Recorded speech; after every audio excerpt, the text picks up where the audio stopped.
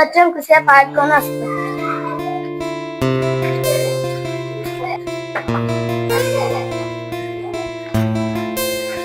రేపు ప్రార ఆడుతున్నాం.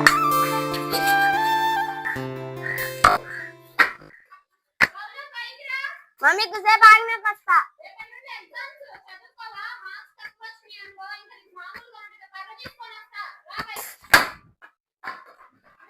ఆదివారం కూడా ఆడుకోనీరు. పద్దాలు చదువు చదువు అంటారు.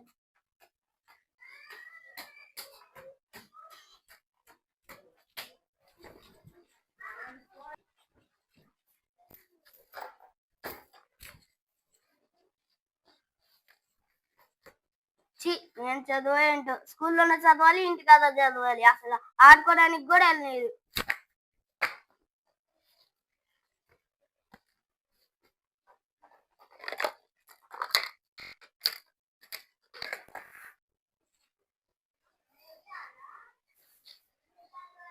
అవును, ఏం చదువుతున్నావు తల్లి?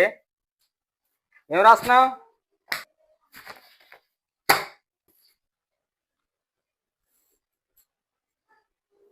అవును, ఏమైందమ్మా అంత చిరాగ్గా ఉన్నావు? పుస్తకాలన్నీ అలా పడేస్తున్నావు ఏంటి అసలే?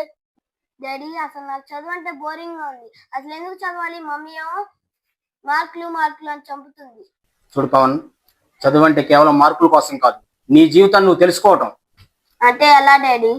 చూడు పవన్, నువ్వు గణితం నేర్చుకుంటే సమస్యలు ఎలా పరిష్కరించాలో తెలుస్తుంది. తెలుగు నేర్చుకుంటే మాట ఎలా మాట్లాడాలో, మనసు ఎలా వ్యక్తపరచాలో తెలుస్తుంది. అదే సైన్స్ నేర్చుకున్నావంటే ఈ లోకం ఎలా పనిచేస్తుందో తెలుస్తుంది. అదే చరిత్ర తెలుసుకుంటే నిన్నటి జరిగిన తప్పు ఈ రోజు జరగకుండా పునరావృతం చేసుకోవచ్చు. చూడు పవన్, ఈ పెన్సిల్ చూడటానికి చాలా చిన్న వస్తువే అయినా ఈ పెన్సిల్ తోనే పెద్ద పెద్ద బొమ్మలు గీయవచ్చు. నువ్వు చిన్నవాడివే అయినా నువ్వు చదువుకుంటే నీ జీవిత చరిత్రను నువ్వే గీసుకోవచ్చు పవన్.